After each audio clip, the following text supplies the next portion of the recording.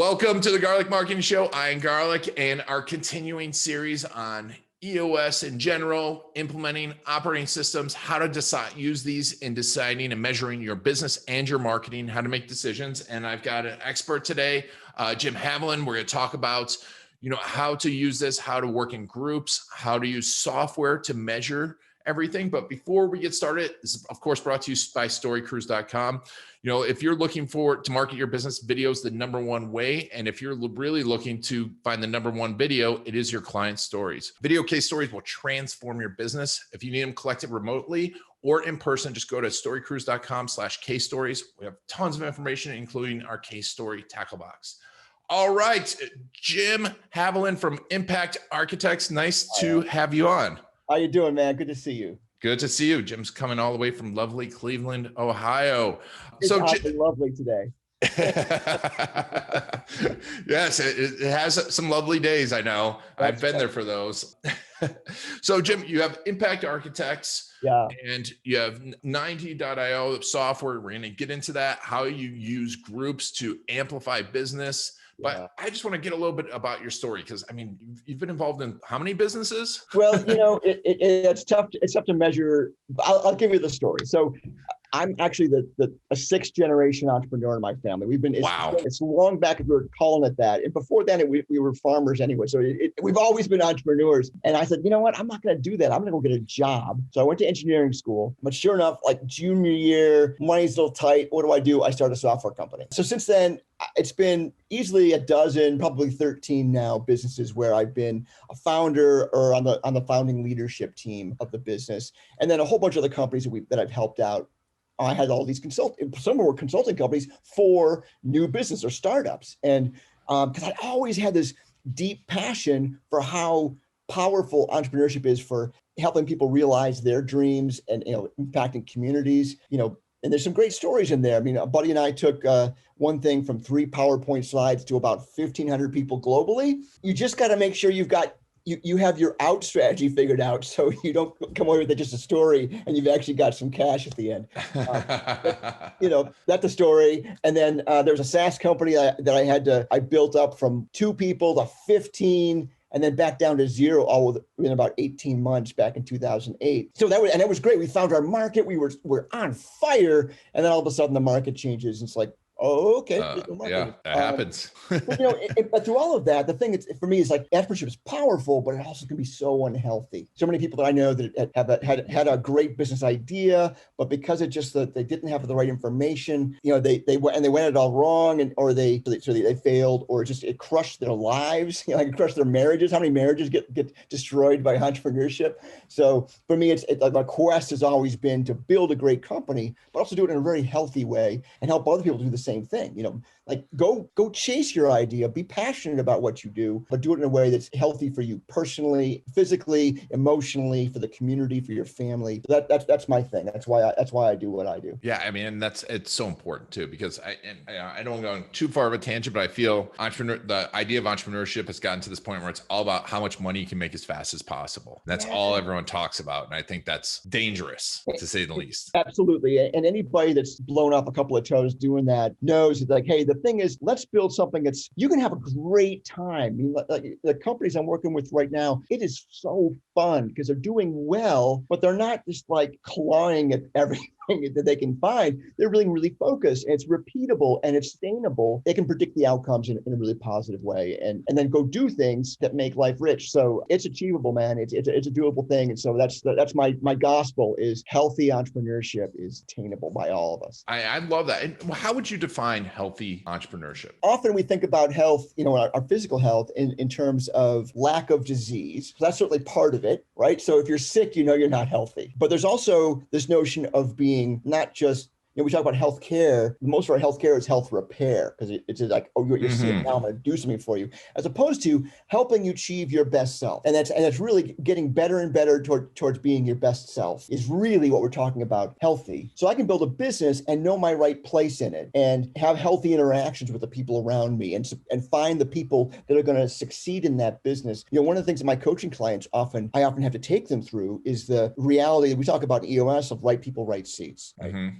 anyone you want to bring into the business, you want to hire slow, fire fast. Hire slow because you want to make sure they're a great fit for the business. They fit the business like a glove, right? They're the right people. They fit your core values. They really exemplify them. And they fit the seat you've designed for them. They really GWC that role. They get it. They want it. They have the capacity to go do it because you want them to be successful. Because if they feel like they're successful, they're in that flow mode where it's challenging but not hard, then they're going to do amazing work for you. They're going to be grateful. They're going to put more into it than they get out of it. You know, it isn't about paying them to go do more. They're going to love what they do. And then if you have a whole company that way, holy mackerel, man, I've seen what it looks like. Amazing things happen. It's a rocket ship to the moon. If you're short-sighted about the health of your team, the health of your employees, the health of everybody around you, you're going to burn yourself out. When I talk about people that want to start up a business, I always say, be mindful of the fact that you're always burning your infrastructure when you start out. The computer that you borrowed, that you borrowed from something you did before, it's dying. The room you're in, you're borrowing from all these places. And even as a business grows, you get to 200, 400 people, you're still borrowing people's lives to some extent. And if you don't set up a system where it gives back, it's not going to be sustainable. It's not going to be sustainable. It's not just the things you can measure. It's not just the finances that you're burning. You're burning people's excitement and willingness to achieve and their engagement. There's so much that we burn if we don't take care of it. It isn't just about the things you can see, it's the things you cannot see. And being more mindful of that will keep you from making the decisions you don't want to, that you shouldn't make, the bad decisions you want to stay away from. I agree completely on that. And, and there's so many people that are just like, do everything as much as possible and get as much as possible. And are all over the place. And I talk to those people all the time in the marketing and I'm like, you can't do this. You got to get focused. And I'm like, but I want to do all this stuff. And to your point, they're going to burn out. Well, you burn through all your resources, right? I mean, marketing is a great example. We try to coach people like tiny market segments, like which you're going to get only so much money. Go win this little nugget, this little postage stamp. Go be reliably able to win that. That's how, and then add another postage stamp. That's what getting to the flywheel looks like. That's what the whole Jim Collins concept of the flywheel was like, adding a bunch of small good decisions, not about peppering the world with spam or AdWords. Figure out something that's really going to work, where you can really make a difference, and it'll pay back handsomely. Yeah, and I love that analogy because I love the flywheel analogy from good to great. And actually one of our t-shirts was good as the enemy of great. But to that point, people don't realize that, if you're trying to make a big market, that's a big flywheel that you're trying to push. But if you can start with that smaller flywheel, it's a lot easier to add on, isn't it? That's just it. And you get good at creating those next best things. That's like one of the things we're working on right now is this thing called the Revenue Blueprint. And it's all about that. It's about helping companies that are small, that don't have a lot of maturity in sales and marketing, get to the place where they can make tiny, small investments in things that will work. And this is how you do it. You have to develop that muscle of making small, good decisions that add up over time, as opposed to one giant push at it where you're just going to blow it. And now you've got a horrible experience. You've lost all that money. And now you're like, oh, that doesn't work. It's like, well, it works for somebody, and it works in small quantities, tiny bites. How do you eat the elephant, right? Yeah. And you just certainly don't swallow it. Don't swallow your elephant, yeah. I'll try not to. Yeah. So one bite at a time. So when you're doing this, especially inside the EOS structure, or like even in any type of business structure where you're on a quarterly basis and you have rocks. I mean, most of the structures out there, that's the best way to do it, right? Is rocks, and you have your big goals and your 3-year goals or your 10-year goals, like Gino talks about. But how do you make sure that you're choosing the best marketing? And then, because the other aspect of it is we're just coming out of 2020 when everything had to shift really quickly. How do you choose the best marketing and stay focused while staying adaptable? Never pretend that you know something you don't, right? So we teach a lot in our practice at Impact Architects, this notion of a testable theory, recognizing when you have a testable theory. So there's things you know and things that you're, hey, I have to make a decision because I have to move forward. And I'm hoping it looks like this, but I'm going to measure it and test it. And I'm going to, the other thing we say is 10 is a trend. So I'm going to try some things. If I can get it to work 10 times, I know I'm onto something. If 3 isn't enough, I got to make sure I'm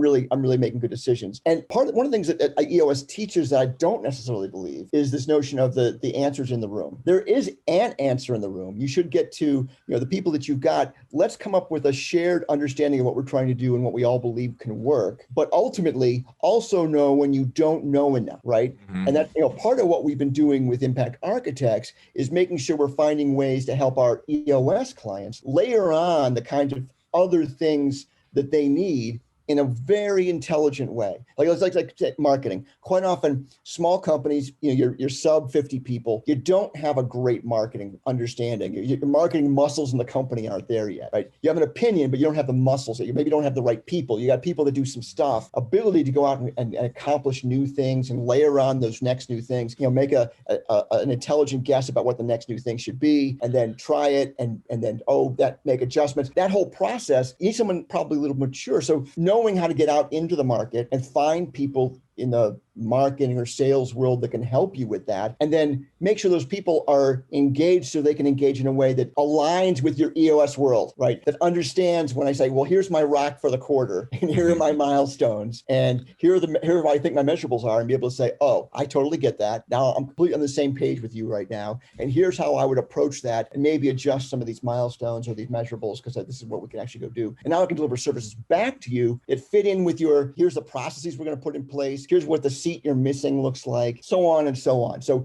it's like finding that way of working with other people so that you can bring the right understanding into the business. Because things, we all had a wake-up call in 2020, right? We all had the big pause, and suddenly we had to reassess what we were doing. The thing I did in March last year, I called all my clients and I said, listen, I beg you right now, don't treat this like a temporary problem. Treat this like a new context you have to go figure out how to be successful in. That's great. And if things go back, whatever that might mean, then you already know how to be successful there. But let's learn how to be successful in this context, because that forces you to think about, well, what's different? What's the realities I'm facing right now? And we also changed the cadence. So we weren't talking about 90-day rocks anymore. We're talking about monthly rocks. We can't see that far out. Too foggy. Yeah. Acknowledge that. I don't, it's the Stockdale principle or paradox. I just know I don't know that much. I'm going to have to assume this much, make some steps, come up again, look around again. Are we okay? And then, and sure enough, man, we made a lot of changes. We not even with 30-day rocks, we ended up going like, okay, it's 2 weeks in, that rock is no longer important.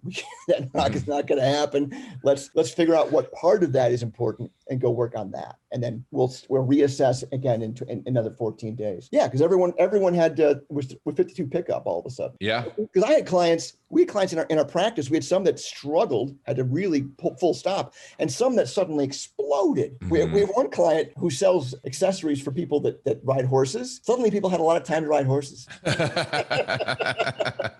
they still have to ship things out, even though most of the businesses are in lockdown and they can't get materials anymore. So it's like, suddenly it's like, okay, entirely different business context, good, but still hard. All new problems, right? All new problems. That you couldn't have predicted. That's right. But I love the concept of what you all did. It's like, hey, let's look at this as the new reality and not sit and wait and go back. And I think so many people either, pulled back and like, I'm gonna sit and wait till it happens. Or now I'm going to wait for it to go back to the way it was. And, and then you become Blockbuster Video, right? Well, I got to give a shout out to Simon Sinek on that too. Because I early on, he posted a video about that I referenced, so it's not just me saying this now, it's Simon Sinek saying it. So we start with why guy. Oh, okay, good. Him I trust because I referred to him. And he was talking about just playing that infinite game and how if you were 150 years old, you might say, oh, a pandemic. I remember the last pandemic. These are the kinds of things that happen. So I know not to be freaked out about it. It's just one of those things you have to deal with. So, and we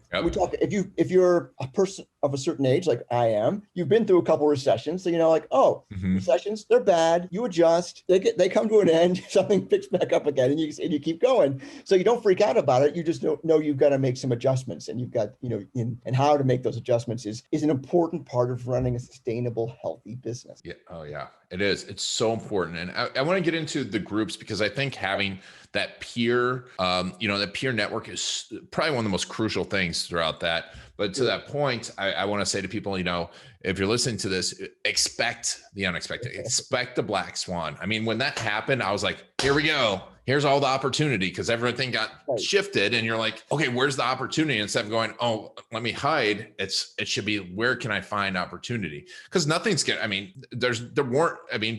COVID, Yeah. Nothing else was going to kill us. Yeah, well, and I think it's, and doing it with, there's plenty of companies I saw shift. Like I got a couple of restaurants in my portfolio. They shifted to really being good at delivery and pickup and new ways of bundling the stuff, so it made more sense. I had some manufacturers that went to making masks or sanitizer, because suddenly we need all that stuff like crazy. And we'll continue to have opportunities like that. And just if you're open, the thing that changed, I think, was different about this one. There's so many of those other things that changed in the market, is it was happening to everybody so hard and heavy that nobody got to pretend it was just the same, right? And what a gift that is, to really think about, oh, you know what? I am pretty resilient. I am pretty flexible. I can do different things, based on the context around me. I don't have to stay in this thing. Because that is quite often, people that come to EOS, that implement EOS, they want more. They're the ones that aren't going to go with the status quo. But there's so many companies that could benefit from it, but they're kind of stuck in that. Yeah, but here's the preconceived notion that I have about things I can't change. And it's one of the great things about EOS is like, well, no, you don't get to keep that. Sorry. Yeah. That system doesn't really support you or me. So let's let that one go. Exactly. I mean, that's the whole concept of good is the enemy of great. So many people don't get that. It's like, if you get stuck in that status quo, that's when you're gonna die. Your business is gonna fall apart eventually. It's one of the bedrock elements of EOS, and it comes from this paper by Greiner that was published back in the 60s, actually, first. This notion of evolution and revolution, that whatever worked for you yesterday is likely not going to work tomorrow. Yep. Right. So you got to be vigilant, like checking on all these things. Why we do like the scorecard, while we're looking at the scorecard, you're like, let's look for that time when the things we're doing before no longer work. And that could be the structure of the business. That could be the process. That could be, anything that you suddenly have to go, all right, well, let's think about doing that a different way.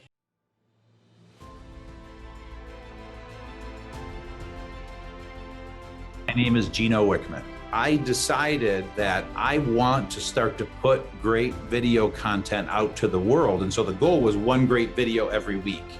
And so I was introduced to Ian, and that's what brought me into this video world and got me embracing this video world and having a great strategy around putting videos out to the world, because there's so much more than just shooting a video. And so the way that he positions those videos, optimizes those videos, he's done a great job. This segues perfectly into talking about peers. And you're doing a lot around that. Tell us how you're doing it and how you manage it and what the advantages of it are. A lot of questions there. Yeah. So here's the thing. So, let's take a step back, and I'll just, if you don't mind, I'll share. Yeah. And if you're listening to the podcast, this always, you go to cruisetube.com. That'll lead you to our YouTube channel. You'll be able to find this video on YouTube. All right, Jim. All right. Very good. The notion here is it's a great time. It's an important time in the kind of the arc of history about being smarter at business. We go back, to the days, 1950s or whatnot, where Peter Drucker was writing books for big companies about how to be better at having an operating system for your business. And then about 25 years ago, you started getting a bunch of folks writing books and coming up with systems for smaller businesses. So you got Scale Up, the Rockefeller Habits by Vern Harnish. You've got Traction by Gino Wickman. You've got eMyth. There's dozens of them out there where people said, hey, here's a system to go avoid some of the problems. Just follow this process and move along. But they were all basically one size fits no one, or one size fits all, which really means they don't really completely fit anybody. And you had to modulate your way through it. And the systems themselves were supposed to be pretty self-contained, so be completely holistic. And the thing that we see that's really changing right now, specifically, partly because of the pandemic, but also because of the growth of SaaS companies in general, giving us a new way of thinking about business. We see this kind of a bifurcation of all of these 2-decade-old approaches falling off into two different worlds. We've got these niche systems, like things that are based on one of those older operating systems that are now highly focused on a very specific part of the market. And we have modularity, this notion that, hey, if you're going to go build a SaaS company right now, you're probably going to write some code, but you're going to put together a dozen or so other SaaS companies that support your parts of your business. You got one for your payment gateway, and one to keep track of your customer service, and one to help with if you've got an affiliate program or whatever you're doing. If you've got a shopping cart, you're not going to write a new one. You're going to go buy one from somebody else, and that's going to be how you build your business. And where the desire to have operating systems that have the same kind of modularity are all about trying to get to better fit and adoption, making it easy for people to say, I can see myself in that, and I can get everybody to come on board and use the things we've already figured out. So in the niche systems, and this it does get back to exactly your question, we've already seen operating systems come out over the last year, or ones that we know are coming out in the next couple of months here for small law firms, restaurants, dental offices, IT services. These are just the ones I know that are based on EOS. The EOS was the traction, really the content of traction as a starting mark. Like, okay, we've got these 6 key components of the business. Is that really the right number of components for this for a business that's an IT services company? And we got rocks. Yeah, that works. That still works for everybody. So, and what they're doing is they're using 3 kind of pillars to modify them. Modifications. So what are we doing to modify that original system to better fit with what we're doing? Templates, foregone conclusions. We don't have to start from scratch. We know we have to include these things in whatever we're doing. And then some extensions. And this is part of where other folks come in, is finding people that can plug into a system like EOS or like Scaling Up that fulfill some of those extensions, can fill some of those other things we need. So if you're a medical services company, chances are there's things you need that are baked into your operating system because you have to comply with certain types of rules and regulations, and who can help you do that, as opposed, not just the operating system, but you also need some guidance on that. You need to have some people involved. Other direction, so that's the niche part, the modular part, this notion that EOS, Business Made Simple, all those guys, they aren't really holistic for all companies. They do a pretty good job. There's 101 based tools, like the starter tools for all the parts of the business. They can do a pretty good job for a long time. But my clients get past that stuff on a regular basis, and they feel the gaps on a regular basis. So part of what we're doing for our clients anyway is helping them find other service providers that fill in those places. So we've had marketing companies, sales companies, talent management, scenario planning, compensation planning. So these are a short list of some of the types of businesses that we have that have services that help small businesses. We want to plug them into what we're helping our clients with. But then what we found is it's so much better if we can teach those other businesses about dealing with EOS, either teach them to run on EOS, hopefully, or at least be able to consume, deliver, and have clients in EOS and speak that language and deliver that way. So that means you got to understand the system. So you want to be able to build from the current rituals and artifacts that are part of their system, whatever it might be. Then participate in it. In EOS, that would mean, hey, I'm gonna deliver rocks. I've got to-dos I can take. I can take care of milestones, and even better, deliver things back into that process. So my deliverables actually look like an EOS process. They look like EOS measurables. They look like a fractional seat you've got to go fill. And that's what we found amazing. And marketing is one of the ones where we started, because it's one of those things that are always weak for people. The other one's sales. Finding new talent has been a huge problem during the pandemic, as everyone's kind of shifting around quite a bit. People say they're unemployed, a lot of unemployed people, but still, do they have the right skills for this next world that we're in? And so quite often not. If their services were all about being there and being in person, then I need people that aren't that way. So that's what we're talking about mostly with people, is bringing people into this notion of, hey, how can I take your services and make them a module that runs on top of somebody's operating system? They're going to be it's going to be easier to consume. It's going to be easier for them to decide to say yes, because they're going to understand it better. And it shortens that sales cycle and the decide cycle so much. So everybody works better together, and you come out with something you really understand, right? How many times have you heard from someone saying, oh, I hired this marketing company, but I didn't really understand what they delivered, right? Hey, they seemed cool. I was so impressed with all their stuff, but now what? Now what? And it fits in the notion of coaching too, because you leave something behind that is sustainable, that's repurposable, that is actually part of the company. So you're actually teaching to fish. And what we find is there's always a next layer to go up to. So it isn't like you're losing a customer then. The customer just knows how to consume more. And they can more easily go, oh, let's just add this other thing. So, the company Design Pickle, has replaced a lot of just, bespoke design companies that were out there, because they can just turn stuff over very quickly. They've gotten very good at that. And they've gotten very good of plugging themselves into how their client companies work. Like, this is, you send this work over, looks like this. We've got people that understand your work, understand your standards, and they know how to work against it. So it took both interaction with the customer, but also interaction with how their workers work, so that it all plugs in easier together, as opposed to trying to figure out every time. Because in a small business, you don't have time for that. Yep. You don't have time to understand how to consume that. No. Yeah. Exactly. Exactly. Awesome. So I want to show you a little go deep with this, because I think people that are interested in small business marketing in particular are going to appreciate this. So one of the things we did, one of the approaches of this we created was something called the revenue blueprint. It was an adaptation of something I'd done for others, for small businesses in general. But the general notion is we take all of the assets of a business. They're the things that are on their VTO, some of their operations guides, their scorecard, their SWOT, and we take those as inputs for the various tools that are part of the revenue blueprint. And from that, we return revenue processes, identify RPRS issues, right? People write seed issues. We help them redefine their revenue measurables, because quite often, if you're not good at that, you've got the wrong things you're measuring. And then help them create rocks and to-dos. It includes things like a rock menu that other providers can just step in and say, yeah, I can do that rock for you. Like things like just activating your VTO, right? There's assets you've got to create from your VTO. You got to come up with a great looking proven process. People often do it first with with PowerPoint. Yuck, right? and no one uses it because what? Because it looks like crap. So what you have to do is find someone who can do a great job of making your proven process look amazing. And having someone that knows what a proven process is helps. And can help enhance it, not just like, oh, do this. Okay, I can go lay it out in Illustrator and come back with something, but actually go, well, you know what? Here's some things I can help you with this, because I understand what it's supposed to do.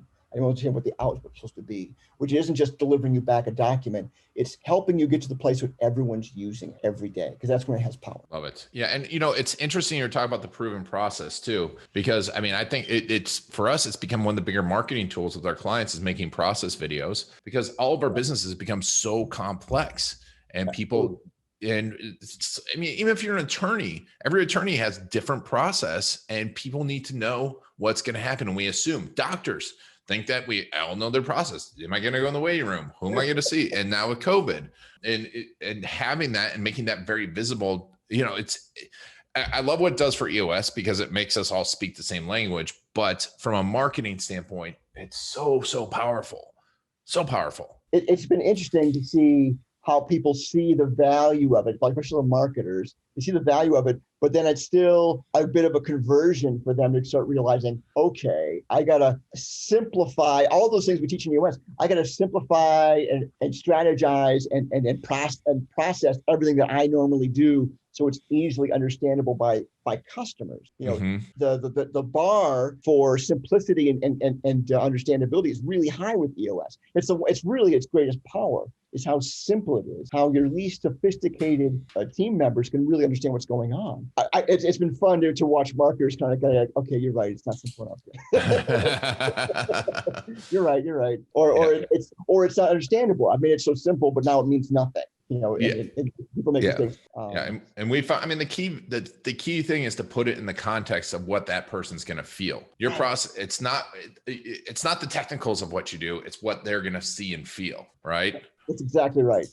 And that's why we like go to the guarantee as part of the EOS marketing strategy, is this notion that just turn it around and so can I really focus on what is going to keep you from moving forward and make that go away? Can I make that concern go away? And that's the great thing about EOS and the VTO. The bad part is there's so many things about it that are too simple, maybe. Like let's take your three uniques. It's great to have three uniques. It's like to have everyone leadership team agree what the three uniques for your business are.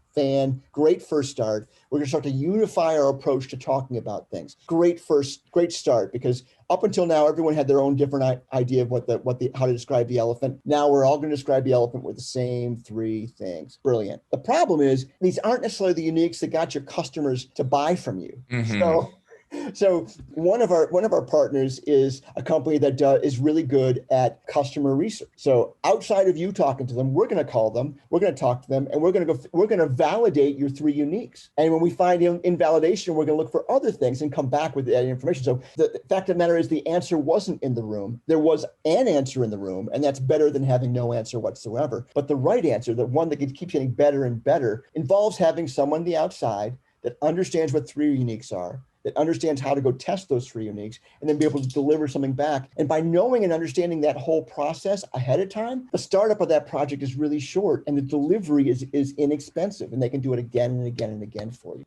And I've found it to be super powerful almost right away, even though we don't feel like we've really got it like firing on all pistons yet, because like it's still educating both sides of the equation. Yep. We got to, but clients want this. Our customers want this. They want someone that they can buy from that speaks EOS, that speaks that for them. They don't say, do they speak EOS? They say, do they speak our language, right? Because my clients always get confused with whose language it is, but it's better for them to take ownership of it. It's like, hey, we've got a very specific way of talking about things and doing things here. It's like, well, it happens to be EOS, but that's fine. As long as like, oh my God, they really understand us. What a great way to come out of a pitch meeting for a marketer or a salesperson to come out. But hey, that guy really understood me. What a great thing to be able to hear. Yeah. Because now you don't have to worry about trust. You just have to worry about the particulars of how you're going to work together. And if you show them a proven process, they already know how to consume that. Love it. Awesome. I mean, this has been fantastic. And tell me a little bit about the groups that you put together. How do you do that? And how is that supporting each other? Yeah, it's a great question. So Impact Architects is our firm. We're mostly implementing EOS, but we've now taken on some more systems. We are doing the revenue blueprint for our clients as well. And then we formed with some other folks a group called Revenue Traction Group, and they're doing the revenue blueprint as well, but they're also doing very specific parts of it for people. So they're bringing together some process and technology people, but also marketers, designers and whatnot to kind of fill in some of those gaps to complete the revenue rocks that we find from the revenue blueprint process. We also have one for talent, the talent traction group, which is really coming. They got two products right now. They got both one for finding new people, but also for putting together a way of thinking about your compensation. Like big questions out there. Data traction group is really helping people understand how to source their data and how to keep it clean. And then we got a set of financial tools that we've been helping with financial literacy and also then handing off to CFOs. And in each of these processes, and we've got this notion of rocks at the very beginning. So like pre-designed rocks that our customers can consume, that people can do for them as part of an introduction. Then we have a set of tools to simplify that customer getting a little bit more mature. And then eventually the notion of finding fractional people to participate in the organization as appropriate to actually start leveling up their own abilities so that eventually the answer is in the room. There's somebody in the room who's got that kind of level of competency. And you can get great fractional people in sales and marketing and finance and talent. And we've teaching those people around to teach EOS has been important. And for us, the financial model for all of this is just that we're charging some folks to get trained up on EOS, like mini implementations, I guess, because they're not really target market sometimes. If you're a 5-person marketing firm, you're probably not making enough money to afford a real implementation. But we do want you to understand it and use it because that way you'll be able to be better at functioning. So we sell that kind of service, and then there's a finder's fee, not unlike what happens in EOS anyway.